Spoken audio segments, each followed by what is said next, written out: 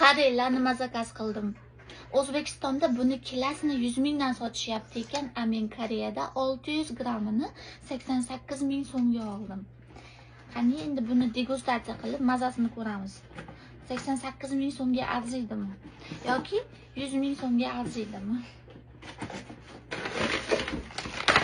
Quritilgan klubnika. Qani bu rostdan ham klubnikani ta'mi kelarmikan yoki suxarikni ta'mi kelarmikan? Qiziq yana. Umuman yeb ko'rmaganman buni.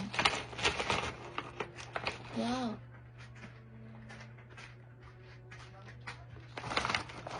Ushku toza quritilgan.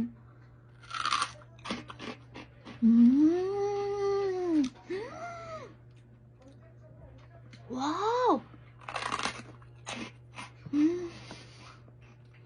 Vashi cho'tka ekan.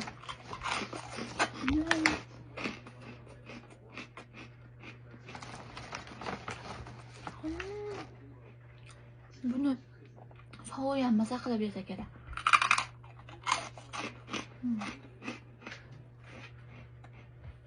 Vashi zo'r ekan. 100 ming so'mga bir marta olib yeyishga arziydi, lekin vashi zo'r ekan.